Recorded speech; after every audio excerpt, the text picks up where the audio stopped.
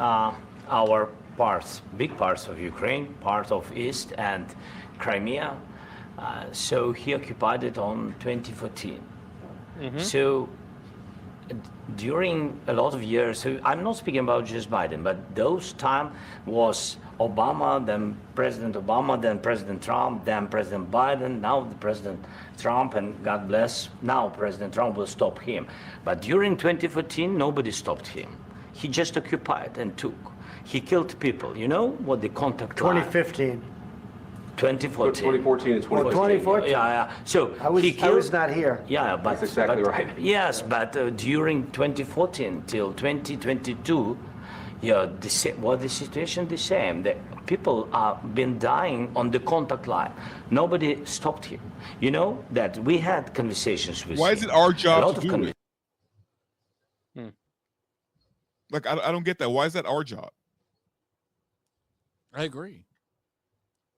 Look, what Zelensky has painted here for the past 3 years is a picture that Ukraine is the only thing standing between, standing against the Russians completely rolling into Europe. He has created this boogeyman of that Russia wants to go into the rest of Europe, and I don't think that's true. I think that there are reasons for the war that I don't fully understand, territory disputes that would go back years that I don't fully understand. I don't think Putin is seriously thinking about rolling into Europe, but that's the narrative that's been I think he wants to restore what Russia was size-wise. The bigger thing is it's not that what he wants to do, it's what he can do. And we watch the Russians struggle to move like a kilometer a day. Or, like in the past year, they moved like 15 miles in one spot. And that's their big gain. So, That's true. We have shortages Russia. On one hand, they're about 20 minutes from having, a pool party in the Champs, in the River Seine in the middle of Paris. But also in the same hand, they're also down to using like World War II level equipment. So I don't know which way we're supposed to look at them. Well, General Miley said that they would roll in and take. Well, yes, a lot of people thought they were hours. A lot of people thought they were going to get like, and I believed it. I thought that the Did. might of the Russian military is mythologicalized, right? Well, no, I mean, it's not that. It's just the Ukrainians were so god awful that they were going to be that garbage. So. What the, But, I mean, the I don't blame Russians? people thinking that. No, I totally missed your point. Why did the Russians have difficulty, and why didn't they steamroll? Well, I mean, there's a couple different reasons, but one of the big ones is they tried to pretend like it was Iraq in 2003, and they're like, "Oh, we could just like fly right in there," and the Ukrainians decided to fight a little harder than the Iraqis did. That was like the biggest thing. Nobody thought they'd fight half as hard as they did. Absolutely, they fought very fiercely, but I think that the Russian military was also overhyped. Oh yes, it was. Like you were saying. Well, they're running out of people in Ukraine. I don't know if that video was real. We were watching it before the stream started. It says it's in Ukraine of this guy like getting grabbed and thrown into a Dude, they do that all. car. Dude, that's been going on for years. That's now. crazy. That happens all the freaking time. Yeah, they have draft police and they go abduct guys off the street and take them. That's crazy, dude. That is wild, man. Well, that's what winning looks like. Yeah, Russia does it too, but Ukraine is hurting for people. They're to the point where they passed a law saying if you went AWOL and deserted, you could come back. We will promise not to punish you. The manpower problems are very bad on both sides, but Ukraine has got a bigger issue than the Russians do at this point. Like, what's the population of Russia? Like 140 million, and Ukraine's like 30 million. So, Russia loves throwing. How many bodies fighting everywhere. men does Russia have compared to? I mean, their age. I mean, they have more statistically. I mean, but it's to the point where like the Ukrainian army now is predominantly 35 and older. Yeah, that's not good. Well, the Ukrainians don't have a very large cohort of like 18 to 25-year-old males. That's a big problem for them. The drone stuff that's coming out of this is absolutely terrifying, changing the face of warfare. It's like, what do you do? I mean, you can have a shotgun, but it's not terribly effective. And it's almost like they don't have enough people to be fighting a war, and they're probably going to be hurting their male population if they continue to do this. But they've already done that. So many. I'm just being Ukraine's already had a facetious massive immigration issue anyway, though, before the war. So So many men have left Ukraine. Yeah, I would have fucking got the out of there too. And that's a big problem. And it's just you're right. The territory isn't moving very much. It's been 3 years, and just people are dying. So many people are dying senselessly now. Send in Elon Musk; he'll repopulate. Jeez, send him in to the front lines, Elon. My bilateral conversation, and we signed with him, me, like a new president. In 2019, I signed with him the deal. I signed with him, Macron and Merkel, we signed ceasefire. Ceasefire. Yes. All of them told me that he will never go. We signed with him with gas contract. Yes, but after that, he broken this ceasefire. He killed our people, and he didn't exchange prisoners. We signed the exchange of prisoners, but he didn't do it. What kind of diplomacy, JD, you are speaking about? What do you mean? I'm talking about the kind of diplomacy that's going to end the destruction of your country. This is the point where he expressly rejects a diplomatic solution, i.e., peace. Yeah, but it's also the disrespect of calling him JD as opposed to Mr. Vice President. That too. JD is calling Zelensky, with all due respect, Mr. President, like he calls him by his title. And the disrespect to come over, sit in the White House, and call him JD, like I just found that just disgusting. Hey, who's got the TV on? Not it. Not it. Nope. G-Man? I turned it down. I knew it was you. I knew it was you. I'm playing Yakuza. Well, this is where Vance really Then why shines. are you here? Yeah, I listen. like hanging out with you, Tom. That's why. Go play Zuka and get out of here. We can still hear it. Oh, that's my 1 second. That's someone in my house talking. 1 second. He's gonna have to go kick someone's ass. I knew it wasn't Timmy. Hey, real quick, Tom, did you see that the McFarlane So I got is people in my making those Batman calls 1-to-1s? I did. Those are really cool, dude. Expensive as. How much are they? I think if I seen the prices right, they were The Batman 89 one on eBay is 150. I know. I want that one. I mean, to be honest with you, Tom, I'm kind of torn between that one and honestly the Adam West one. I see what you're saying, but like to me, like the 80, I love that. No, I want the symbol. 89 one more, but I really like the Adam West one too. I want both of them, but I can't drop $300. Exactly my problem, right? Like, if I had to pick, I would love to just get the Batman 89 one and just put it on my bar. It'd look cool. Mr. President, with respect, I think it's disrespectful for you to come into the Oval Office and try to litigate this in front of the American media. Right now, you guys are going around and forcing conscripts to the front lines because you have manpower problems. You should be thanking the president for trying to bring an end to this conflict. Have you ever been to Ukraine that you say what problems we have? I have been to. Count one. I've actually watched and seen the stories, and I know what happens is you bring them on a propaganda tour, Mr. President.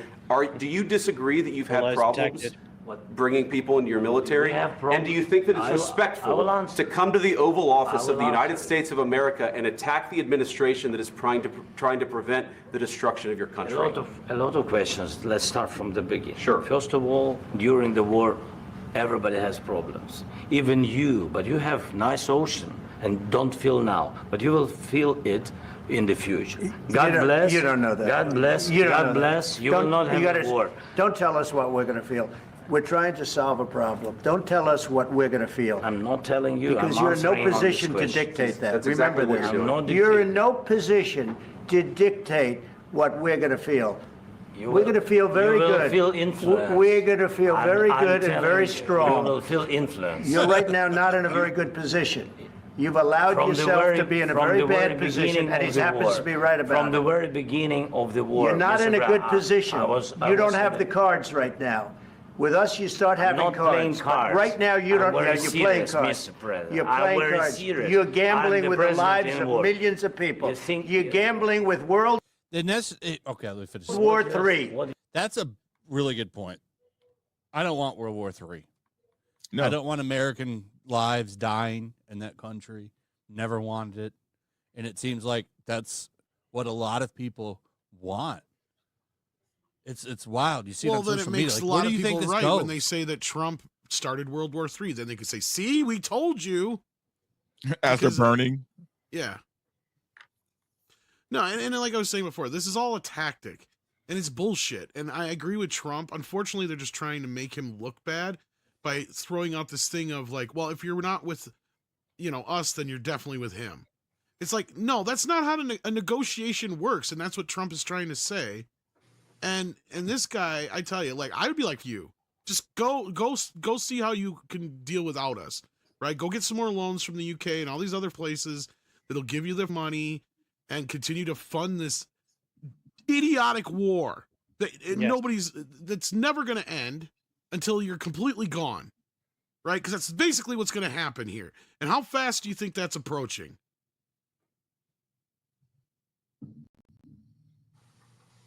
It's getting real close. And and I said this before the show because we were talking about Ukrainians. It's like, I live near the Dells, and every summer we ship in a new crop of kids from some country that, needs some money pumped into it. And the funny thing is the Ukrainian kids that came over here a few years ago, they didn't want to go home. Most of them stayed and found a way to stay. They either got married with somebody or whatever. Like, even one of my buddies got sucked up into one of them. It was crazy. But, like, yeah, they just didn't want to go back there. Wait, your friend did a green card wedding? Kinda. Oof. I mean, look, if you've seen Ukrainian women, they're all hot. I mean, that's the problem. Sure, of course, but yes, they are pretty smoked on. Can't say anything about it. Yes, they go, Tom, you are premium. Hey, but you know what? Tom, I marry you for green card. So are Russian women. Russian women are very hot. Yes, very until they hit a similar certain in that age, sense. and then it's the wall. Well, see, and that's the other thing here is this is like two countries that are more or less the same fighting each other at the same time. Like, it's just so stupid. It'd be like if Ireland and Scotland all of a sudden decided they were going to have a war out of nowhere. That'd be amazing. That'd be the best war ever. Well, we tried that already. Both it didn't sides work would be out. so drunk they couldn't do anything to each other. That's what I'm saying. It just, yeah. Braveheart. We just decided you stay on your side, we'll stay on ours.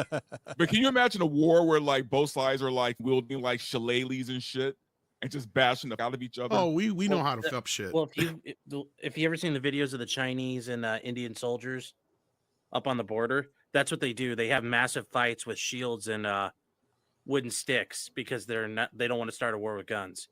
Holy and they shit. fight over the border. See, I can respect that. On the side of a mountain, basically. I mean, we even had the Civil Wars people are pointing out in the chat. Yeah, but we're on the brink of a civil war almost every goddamn day around here. Like we've talked about it before. If Trump would have gotten shot, oh, it would have been over. I don't even want to think about where we would be, man. It'd be a totally different America right now. Dude, it would be Mad Max right now. Yeah. It would be, you guys would be like, sniping people outside your window and shit.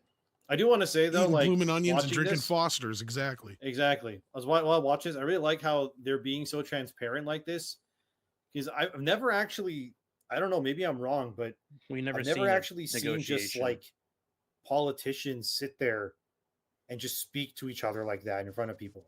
You know what I mean? That's the reality of. I mean, people don't believe media, they don't believe PR. People value authenticity in everything, and what you're seeing is what you'd see behind closed doors out in front of the cameras. This is the sausage being made, and it's incredible. But I think it's also what's empowering the people more than ever before.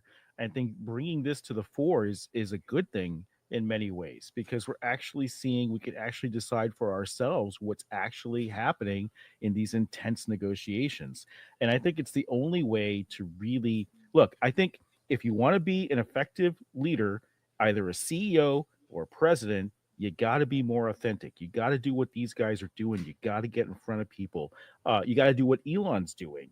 For he's on Twitter talking about what he's doing with his companies and Doge and everything else. This is the only way that you get real public support anymore, because the public has woken up to the fact that the media is full of shit, and nobody wants the corporate PR messages anymore. If you want to move the meter, if you want to get the population to see your point, this is the future way it has to be done. Well, the key to all of that, Grums, is the fact that being so transparent, being as transparent as they're actually being, allows people to see it for themselves so much more than they ever have been able to before, as opposed to listening to the news reporters tell them what to believe in those situations. You know what cracks me up about that? So they can make their own judgment. Is I saw a bunch of UK, PM, not PMs, but what do they call them? House of Commons guys, right? Members of Parliament. Members of Parliament. They were all saying that, oh, this is so embarrassing. This is not decorum. Have you ever seen House of Commons argue? Yeah. Oh, it's wild, man. It's wild. They interrupt each other. It's everything else. It's like, wow, the hypocrisy there, because House of Commons is very much like this. It's no hold bars. They interrupt each other. They talk to each other, and it almost breaks out into it feels like. So I think that that's really funny that they're now saying that this is improper behavior, because it's a lot more rough and tumble. It's like this every day in the House of Commons. Well, and at the same time, what you have here, and this is where it bugs me that people are coming at Trump so hard on this, is he's literally calling Zelensky out for his bullshit right in front of everybody, while Zelensky's trying to play the boohoo pity me party in front of everybody, right? And that's where I love about this, because Trump's just basically saying you're with people's lives here, right? And that's where it really boils down to is he's the only one who seems like genuinely concerned with stopping the war and ending the senseless loss of lives for no good reason. This is a true comment right here. If Trump would have lost, we'd have U.S. boots over in Ukraine. Well, they've been wanting to do that for a while. Zelensky doesn't want a ceasefire first. He would love to have boots on the ground, the U.S. being a strong friend, meaning right there on the ground with them, and then try to use a position of this sort of this insane alliance, which would lead to World War III, to try to push Putin into a bad negotiating position, and in some sort of insane play to try to strong arm Putin, which isn't going to work. Yeah, that's basically what Zelensky's pissed about, is we're not playing Big Brother. Like we always get accused of. That's basically what he's pissed about, is we're not coming in and strong arming Putin into stopping this shit. That's what he's upset Remember about. when like the Democrats were like the anti-war party? Yeah, like what happened? Changed. And now they want to nuke Moscow. Changed, Yeah. Because they want to start World War III. Yeah. They're like a death cult.